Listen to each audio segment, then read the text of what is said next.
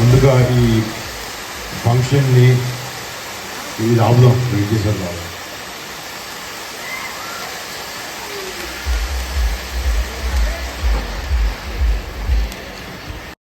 ఇలా రాజమండ్రికి వచ్చి ఇలా మీ అందరినీ కలవడం నిజంగా చాలా ఆనందంగా ఉంది. అండ్ ముఖ్యంగా ఈరోజు అందరం ఇక్కడ ఇలా కలవడానికి కారణం మన మెగాస్టార్ చిరంజీవి గారు.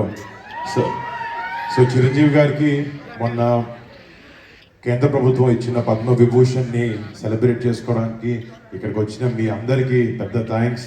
అండ్ ముఖ్యంగా ఈ ఫంక్షన్ని ఆర్గనైజ్ చేసినందుకు మన ఏడిది బాబీకి అండ్ ఇందాక వాళ్ళ నాన్నగారు వీడియో కూడా చూడడం జరిగింది.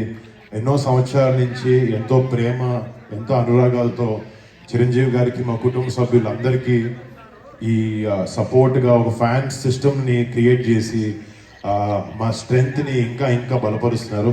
So thank you so much Bobby. Thank you. అంత నాకన్నా పెద్దోడు బట్ అండ్ ఇక్కడ స్టేజ్ మీద మీ అందరూ కూడా బిగ్ థ్యాంక్స్ అండి. Thank you. అదే నమస్తే సార్, నమస్తే.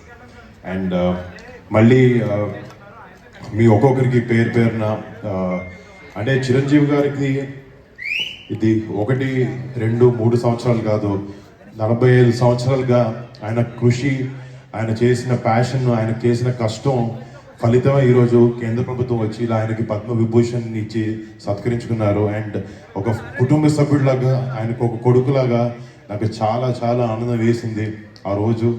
బట్ ఆయన లేకపోతే మీ అందరికీ తెలుసు మా కుటుంబం అనేది లేదు. ఆయన వల్లే ఆయన ఏదైతే కష్టం మార్గంలో నడుస్తూ మా ఫ్యామిలీని ఈరోజు ఇంత పెద్ద స్థాయికి తీసుకెళ్ళడానికి ముఖ్యం కారణం ఆయన. ఓన్లీ రీజన్ చిరంజీవి గారు. డెఫినెట్గా దెన్ నెక్స్ట్ చరణన్న కానీ, కళ్యాణ్ బాబాయ్ కానీ వీళ్ళందరూ అంటే ఇందాక అనిపించింది మా గుండె చిరంజీవి గారు అయితే దాని గుండె ధైర్యం పవన్ కళ్యాణ్ గారు.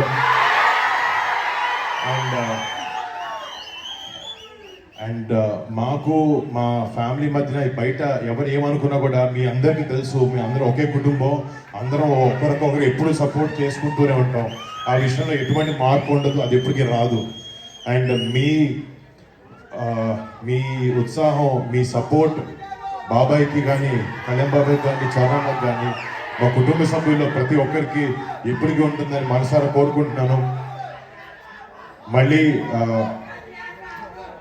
ఇలా మీ అందరి ముందుకు రావడం, మీ అందరితో ఇలా కలిసి మాట్లాడడానికి అవకాశం నాకు ఇచ్చినందుకు మీ అందరికీ పేరున చాలా పెద్ద థ్యాంక్స్. మళ్ళీ తొందరలోనే వస్తాను, మళ్ళీ కలుస్తాను మీ అందరినీ. అంతవరకు థ్యాంక్ యూ సో మచ్. జై హింద్.